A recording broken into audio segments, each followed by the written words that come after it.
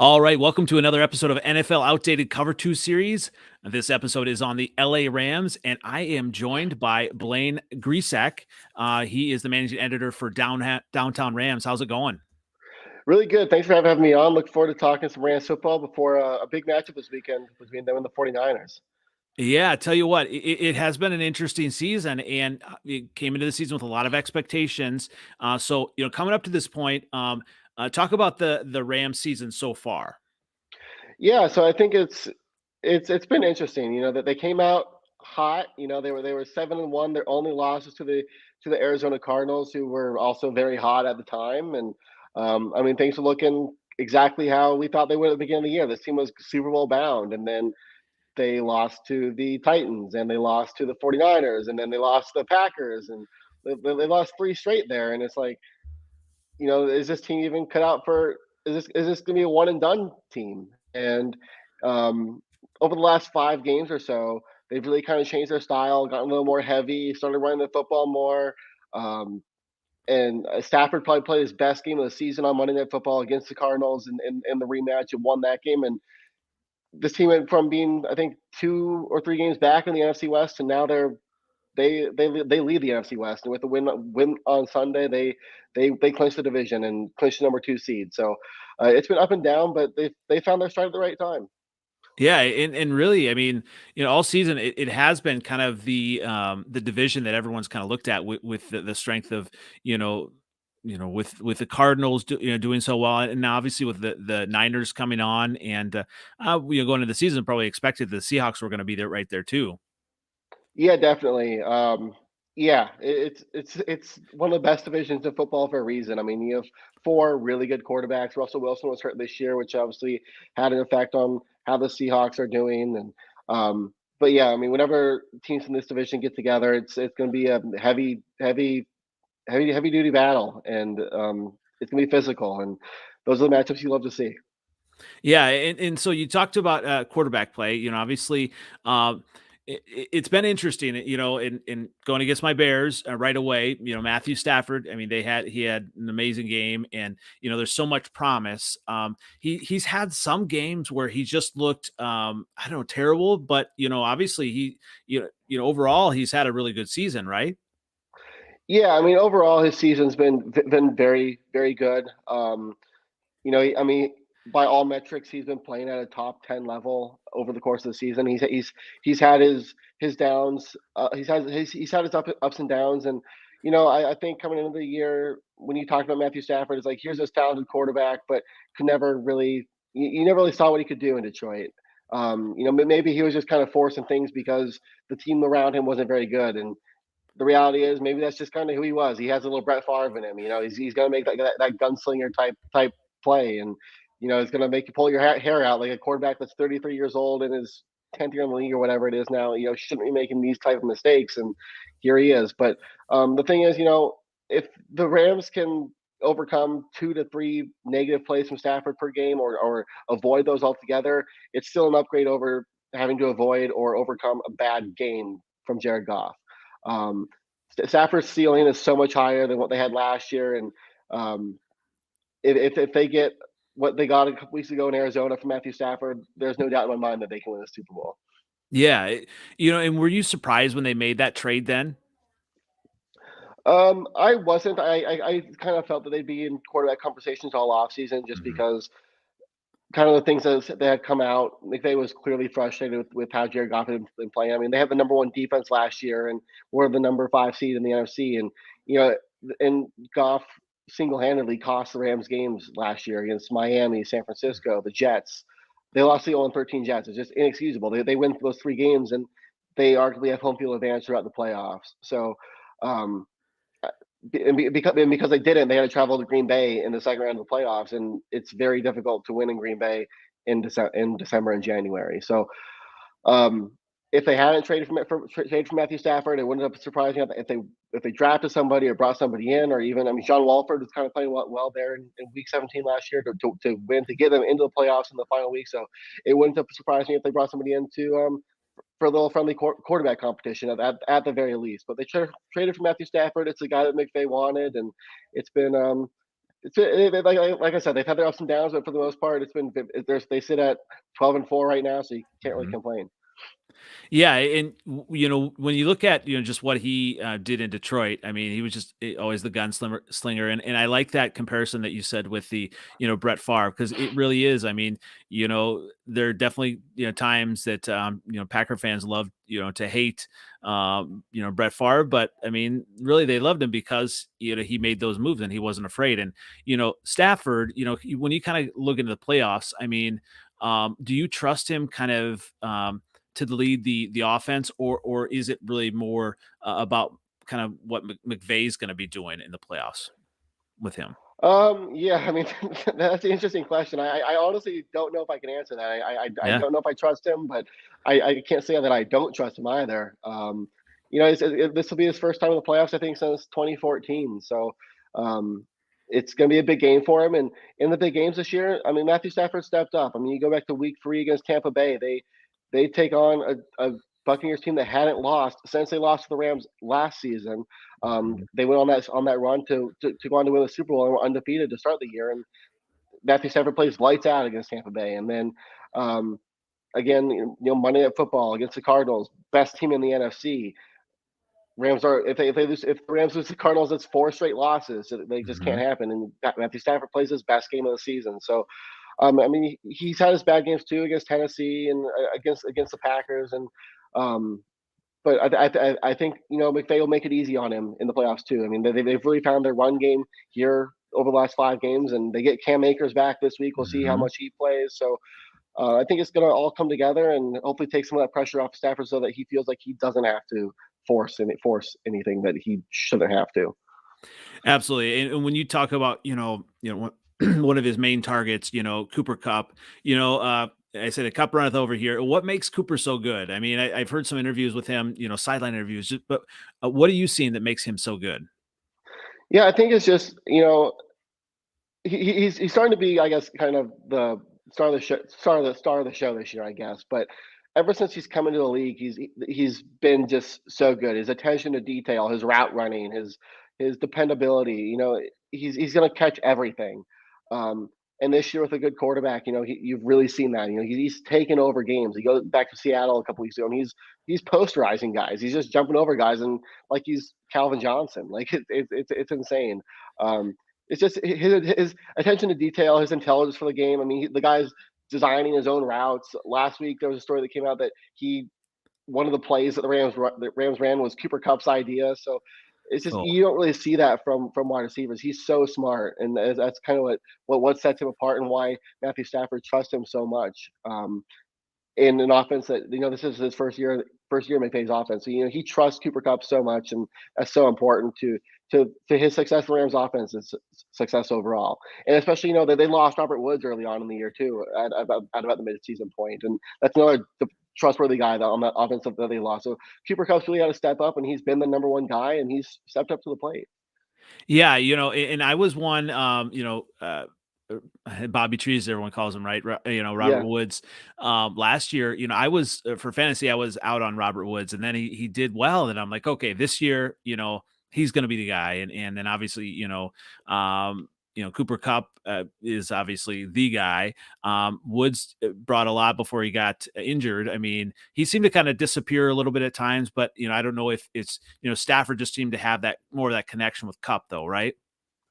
Yeah, I mean, it seemed like since day one, Cup and Stafford have been on the same page. I mean, there's stories that they've had breakfast together before practice every day, and they just have a really special relationship, and I think that's why you've seen Cooper Kupp have the success that he has this year. I mean, it's not that Robert Woods wasn't good or wasn't getting open or anything. He still was having an effect in the run game blocking and still Mhm. getting open. And there was a game, I forget which one it was, but he really stepped up and was a reason why the Rams won. Yeah. So it's just really a full team effort. These guys are as unselfish as it gets, and that's very important to a winning team. And but yeah, I mean, Cup's really stepped up to the plate without Woods, and now kind of being a leader for Beckham now that he's come in too.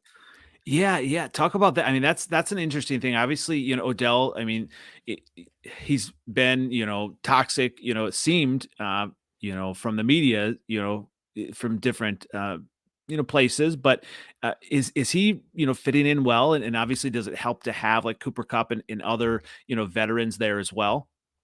Yeah, I mean, leadership's so important. I mean, the Rams they have that Robert Woods, they have Cooper Kupp, Mhm. they have McVay, who's just he's really turned the culture around since he's been in Los Angeles. On the other side of the ball, you have Aaron Donald, Jalen Ramsey, just these strong these strong leaders on both sides of the ball, and I think that's very important when you take in a guy like Odell Beckham, who you know I'm not sure how much I really buy into the media stories about Mhm. Beckham being this locker room cancer and all that because I just everybody that he's played with has said the exact opposite. Mhm.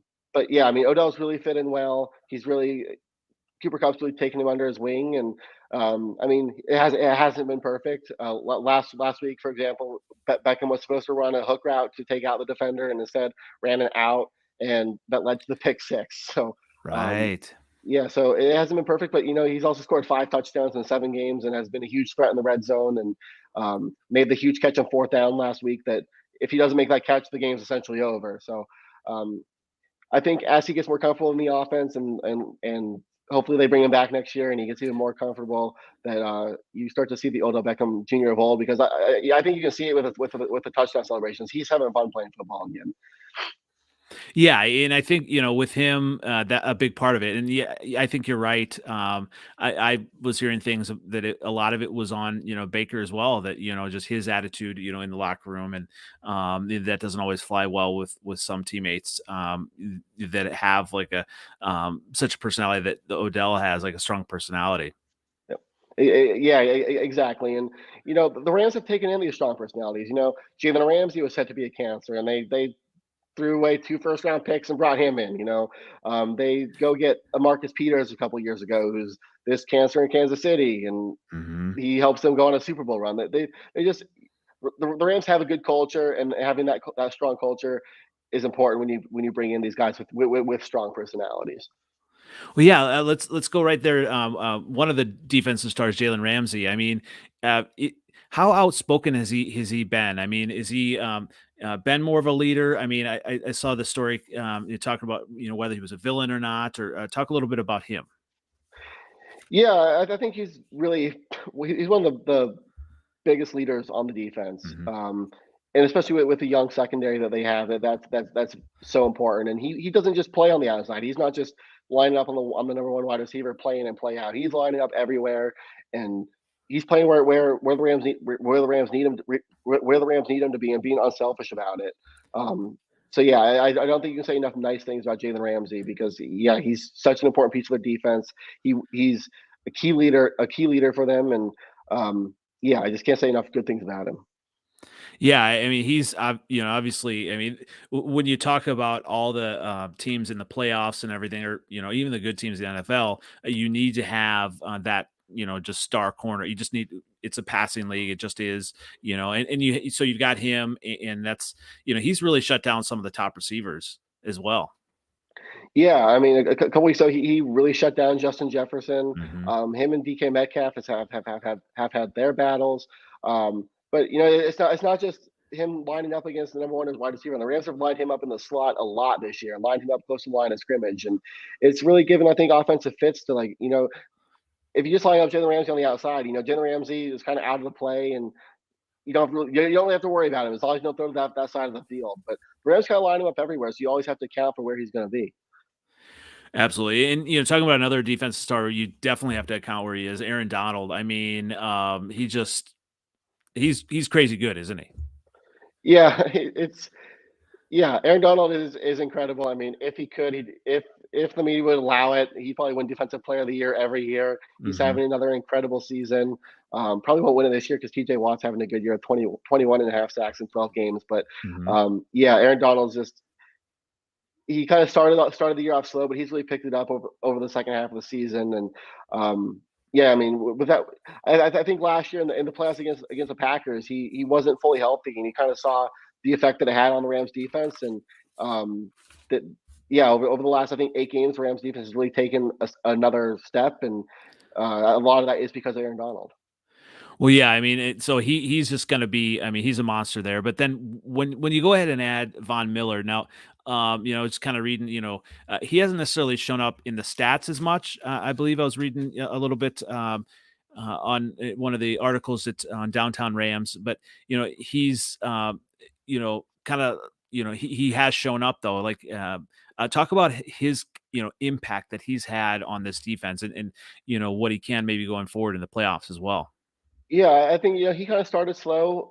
It took him a couple games to start to settle in, but I think you're starting to see the Von Miller of old on this Rams defense. Like you said, it hasn't really shown up on the stat sheet. You can point to his sacks, and the sacks haven't always been there. They finally showed up last week against Baltimore, and he had the game clinching sack essentially on Tyler Huntley there on the final drive. But at the same time, he has 26 pressures since the Rams bye week, and that's only 2 fewer than T.J. Watt. So he's getting pressure on the quarterback, and then I think where he's really impacted the game is in the run game. On Pro Football Focus, he's the 4th rated edge defender since joining the Rams. So I mean that can't be understated as well, and him being just such a focal point on one side helps guys like Leonard Floyd on the other side, and Greg Gaines is having a really good year in the middle of that defensive line as well. It just kind of helps everybody, and Von Miller is starting to play good football and perfect time for the playoffs. Yeah, and when you kind of look at the playoffs, I mean, what do you see as some of the worst matchups for the Rams kind of going forward? I mean, obviously it's a big matchup with the Niners, this weekend. But what are some of the teams that maybe I don't know scare you the most, but or maybe the toughest matchups for them as a team? Yeah, so I think I absolutely do not want to see the 49ers in the first round of the playoffs. That Yeah. would scare me a lot just because the Rams they haven't beaten the 49ers since 2018. So Wow. even if they win this week or if they lose this week, if they lose this week and they play the 49ers, that there's just you don't have that confidence. And if you win, I guess you have some confidence, but still a team that I really don't want to see. I think after that, I I don't know if I'd want to see New Orleans in the first round, just because that defense, they've shown what they can do, especially to an elite Mhm. quarterback like Tom Brady. They shut out the Bucks offense 9-0 a couple weeks ago. So that's and with Stafford's turnovers the last couple weeks, that's an Mhm. opportunistic defense, really well coached. So I'm not sure that's a team I would want to see. I think Rams could win it, but not necessarily my ideal matchup. Um, Not sure. I wouldn't mind seeing the Cardinals, but not necessarily again non-matchup. I really want to see the Cardinals. Yeah, their Mhm. full potential. Have been one of the best teams in the NFL this season, and they they looked really good last week against the Cowboys. Like they maybe found where they needed to go again. And then I think the team that I would like to see. I want to see the Eagles. I think they're 0-6 against teams with a winning record. Their offense is pretty one-dimensional, running the ball. Rams Mhm. are number one against the run. So strength against strength, and I think the Rams could shut that down. Make them one-dimensional through the passing game, and I don't really trust Jalen Hurts. Mhm. So yeah, I think that's kind of how I'd rank who I'd want to see there in the playoffs. Yeah, and I actually did a playoff preview with Pod last night, and it was projected that the Eagles would win in the first or would play the Rams in the first round, and you kind of look at that. I looked at that and I said, I do like the Eagles going forward, but I think you're right. Right now, this year, the Eagles are really one dimensional. Yeah, you look at the Niners, and that is interesting. They haven't beaten the Niners in so long. I mean, what is it? I mean, is it just about the coaching, game plans that maybe catches Sean McVay off you know off his game, or what is it?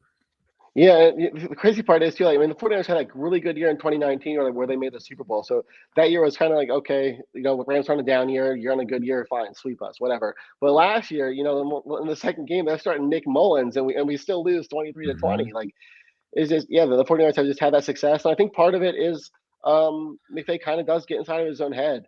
Hmm. Him and Shanahan are really good friends. So it's the ultimate. If it's 2nd and 5, he knows I'm going to run it, but he knows that I know that he knows that I'm going to run it, so I'll throw it. But he like it's the ultimate, just like mental game, I guess. And I think McVay kind of overthinks things a little bit. And but also think at the same time, the 49ers just match up really well against the Rams. The Rams defense, they're the ultimate, I think, bend but don't break. They'll Mhm. give you yards, but Mhm. they don't really give up a lot on those yards. Especially, like, you look at last week, the Ravens only got 4 field goals, but I think they had over 300 yards of offense. Um, but the 49ers they're okay going 14 plus plays down the field. They're okay getting 4, 5, 6 yard chunks and not really Mhm. panicking because they're not getting the 15-yard play. In the first meeting this year, the 49ers' first 3 drives were 18 plays, 14 plays, and 10 plays, and all 3 went for touchdowns. And that's just demoralizing for a defense. And then when you look at the Rams' weaknesses on defense, it's the linebacker position. Mhm. And Debo Samuel and George Kittle lead the NFL in yards after the catch, and they can really exploit Troy Reader in the middle of the Rams defense. So I think it's just a matchup issue, but also kind of McVay getting in his own head. Yeah, and talk a little bit about like McVay. I mean, as far as like writers and fans, is he seen as a genius? I mean, or what do you see him as? I mean, obviously he's at least at very least a solid NFL coach, right? I mean, yeah, he's a top 10 NFL coach for sure. If Okay, not, yeah, if not closing in on the top five. yeah. He's not without his faults. He has game management issues. Mhm. Um, some aggressiveness issues. There's times where it's like 4th and 1 at the 30-yard line, and he'll opt to kick a field goal, and it's like, why not go for that and try to get 6 instead? And then there's times where he maybe goes away from the run too early in games if he gets behind. He really loves to throw the football, and that can lead the offense into some mistakes. So he's not without his faults, but after going through Steve Spagnuolo, Scott Mhm. Linehan, Jeff Fisher, I have no complaints. I'll go through his pains if it means being 12-4 after week 16 or week 17. Yeah, that had to be brutal with Jeff Fisher. I mean, it was just kind of 8-8 every year, wasn't it? Yeah, I mean it was so frustrating because they beat teams like the 49ers who were good at the time, or Seattle, or I think they beat the 2015 Broncos or maybe it was 2014 Broncos when they were in the Super Bowl. Mhm. So that they showed that they can compete with the best, but they just couldn't do it consistently. And yeah, it was very, very frustrating. Well, let's kind of go to a position we touched on just a little bit. I'm sure it's been frustrating at times, with Cam Akers, going down. I mean, what were your thoughts initially on that, and then now, how the backfield is shaped up now, and then with Cam Akers' return?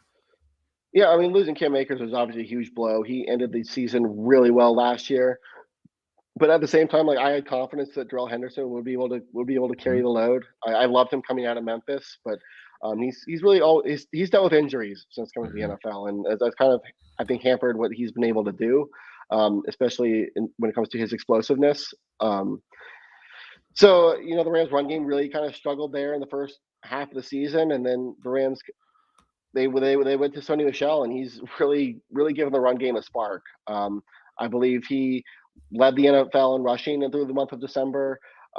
He's very physical. I believe he's one of, I think, 5 or 6 backs that have gained two or more yards after contact on 70% of their carries or more. So yeah, Sony Michel. When the trade first happened, I was like, really, we're trading 4th round picks for this guy that the Patriots probably would have cut anyway. But Mhm. he's been a blessing for the Rams. He's really given them a spark to the run game. He's been extremely physical, and he's allowed Darrell Henderson to kind of do what he's best at, and that's being a third down back in pass protection and as a receiver. Darrell Henderson is a really good receiver, and that's kind of that's his knack. And so the Rams have been able to go with a 1-2 punch that way. And I'm excited to see what they do with Cam Akers this week, because Achilles injuries are no joke, especially at the running back position. And um, I just hope they're not pushing it, because Akers is their future at running back. So I'm interested to Mhm. see how much they use him and in what capacity. Yeah, and another, talking about another, group here that tight ends, Higby, is he gonna be the superstar kind of tight end, or what are you really expecting out of him? And then maybe the other tight ends kind of that are kind of behind him. Yeah, when it comes to the tight end position, I think I've been hit hard this year at the tight end position. They lost Johnny Mountain, their blocking tight end, early on in the season with an ACL, I believe, and so he's been done for the year. Hmm.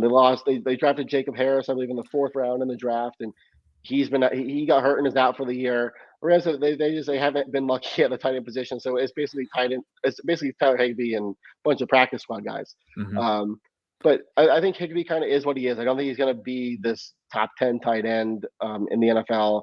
He is what he is. He's solid. He'll make a play here and there. That'll frustrate you, but he'll make another one that it's like, oh my gosh, why can't he do this more consistently? Um, and so yeah, that's tight end isn't really their strength, but Higbee's you can do a lot worse than Tyler Higbee, that's for sure. Well, yeah, and especially that run he had at the end of not last year, was it the year before? Just that run he had, and obviously, I don't know if that was if he was just. I just don't. What was that? I think it was just the defenses they were playing. The Oh, defenses yeah. that they were playing had been giving up a ton of yards to a tight end Hmm. position all year, and it just so happened that the Rams played them like in a 4 game stretch, so he went off. um, so yeah, I think it was just a little bit of opportunistic Hmm. and timing for him to go off there. And yeah, he's been solid for the Rams. Been a very good tight end, and but he's probably never going to be among the elite guys like Travis Kelsey, Mark Andrews, and George Kittle and them. Yeah, and maybe you don't even need that. I mean, if No. even with Van Jefferson, all these other wide receivers, there are plenty of options within the Rams offense, right? Yeah, I mean the Rams can be so multiple, which is good. They line up primarily in 11 personnel, but if they want to go heavy and go into 12 personnel, they can. Or if they want to bring in an extra offensive lineman, they can. And all these guys block. The Rams require their wide receivers, they require their tight ends to block. They drafted a kid, I think, in the 6th round, named Ben Skowronek out of Notre Dame, and he's really Mhm. stepped up this year because of the loss to Robert Woods. And last week he's running through the B gap, opened up a rushing lane for Sony Michelle. So the Rams require the guys to block, and um, yeah, the Rams are a full. When you think of the NFL being a team sport, the Rams offense is the ultimate, I think, group working as one unit and really playing for each other. Absolutely. Well, if we're gonna fast forward to February, and I was to tell you right now that the Rams are in the Super Bowl at SoFi, what would you say would be the reason that they had made it to that point? I think the reason they would have made it to the Super Bowl in February is because Matthew Stafford stepped up in the big games and the big moments when they needed him to, and made the throws that were the difference in winning or losing. The Rams are going to need that from him in the playoffs, and if they don't get it, Matthew Stafford, he's going to make or break their season, and it was Hmm. always going to be that way. With how much they gave up for him, it this season was on Matthew Stafford's shoulders, and that's how it's going to be here in January. If he makes the throws and he plays at the level that he did in Arizona on Monday Night Football a couple weeks ago, the Rams will be in Super Bowl at SoFi Stadium. Yeah, tell you what, I mean, it'll be interesting to see, if it is, the Rams Packers to go to the Super Bowl, as far as, at Lambeau in the cold, presumably it'd be nice, for the Rams, if, Akers was, I don't know, at full strength, but ready to go, in that cold weather. But yeah, I think you're right. I mean, if you going to up against Aaron Rodgers, you're going to have to at least match him. And he's I'd have to look at the stats when the Lions played the Packers in the past, but I mean, you're just going to need him to step up. I would agree with that. Yeah, definitely. And Stafford really hasn't had. I guess no team in the NFC North has really had success against Aaron Rodgers. No. But yeah, I mean, Stafford really hasn't either. I think he only has, I think, one win against him, or maybe two. But yeah, I mean, the Rams are gonna need him to step up when it matters, because, like you said, that's how you compete with an Aaron Rodgers. You need a quarterback that's going to be able to go toe to toe with him. Like, I mean, Tom Brady did it last year, and that's why they were playing against the Chiefs in the Super Bowl, and because Brady really stepped up when it mattered there at Lambeau Field, and the Rams are going to need that from Stafford if it happens. And on the other end of the spectrum, if they don't make the Super Bowl, is this going to be a failed season? I think it depends. If they lose in the wild card round, absolutely. You can't Hmm. lose that first game. You can't go one and done. Hmm. Um, I think depending on what kind of effort they put up in the divisional round, I think they have to make at least make the NFC Championship game. I think that's the expectation. They need to play at least be in the game to go to the Super Bowl. If they're not, then the Rams I think were farther away than they thought because they lost in the divisional round last year. So I think if you give up what you did for Matthew Stafford, if you trade for Von Miller, if you sign an Odell Beckham, you make all these moves. I think you have to get farther than you did last year, and that's the NFC Championship game. Yeah, and tell you what, this year, I mean, the AFC has been really, up, it's just been up in the air. And I like, whoever comes out of the NFC, I like to win the Super Bowl. I mean, I did pick the Packers, but I can with with all those defensive pieces, and if Stafford takes that next step, I can see the Rams getting there. Yeah, I mean, it's a weird year. It's going to be the ultimate. Who's playing the rest football in January, and because there really isn't this one dominant team. Even the Packers really haven't been that dominant. Hmm. So I mean, the Titans are seen as as not a very good team, and they're the top seed in the AFC right now. So it's really anyone's ball game, and if somebody gets hot at the right time, that's the team that's probably gonna make the run and be hosting the one party. Absolutely.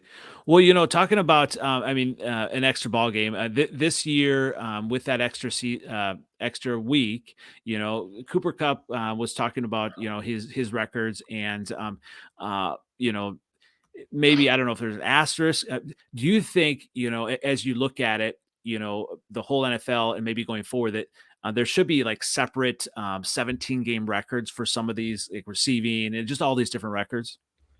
I don't think so. I think there might be an asterisk on them for the first 2 3 years or whatever that they did this 17 games. I think there's going to be that asterisk next to these records that get broken. But the NFL hasn't always been 16 games either. They played Hmm. Hmm. they were playing 14 games there for a while, and we don't diminish those records. Those accomplishments are just as good, even though they might not be at the top. I think when you break the NFL down into eras, like I think you do, and like you should, I think that's kind of how these records will get broken up.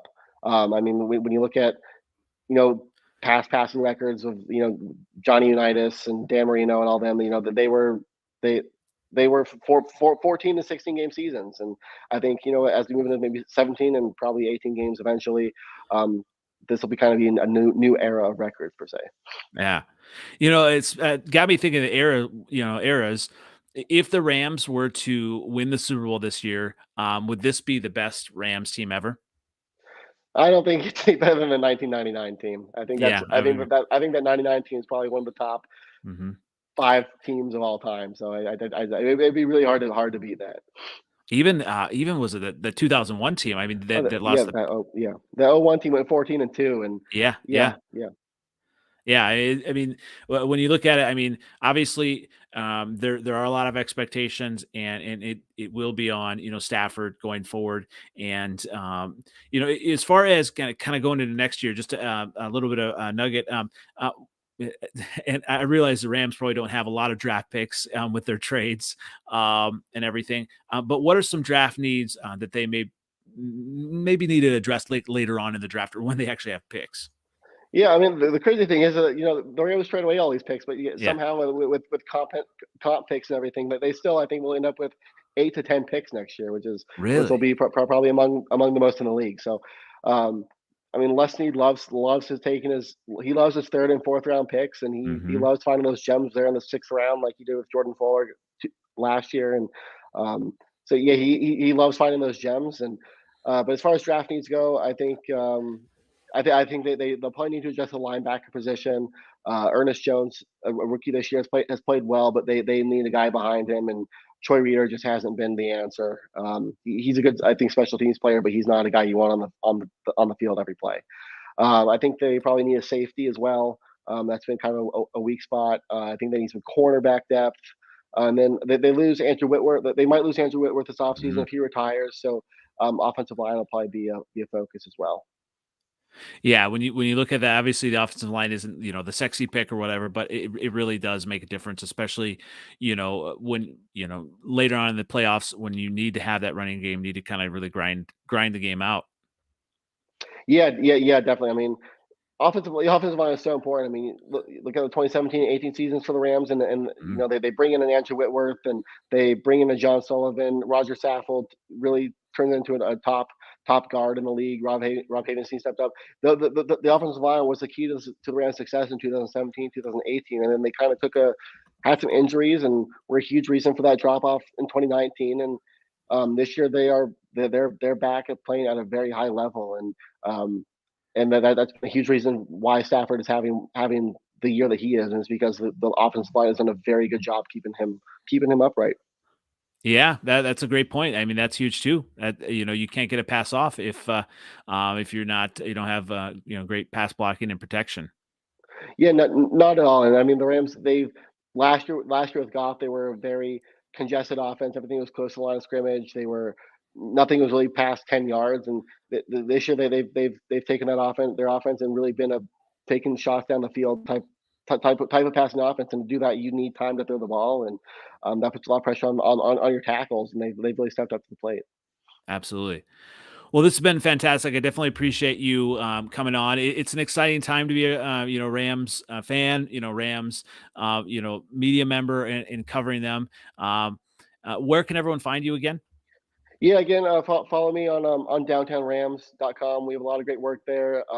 Also, listen to the Downtown Rams podcast. Jake and Alexis do a great job with that. Jake also hosts a YouTube show as well. And you can follow me on Twitter at @bgrisakdtr. Awesome. Well, thanks again, Blaine. I definitely appreciate your time, and I look forward to seeing how the season goes. Thanks for having me. Appreciate it. Have a great night. You too. See ya.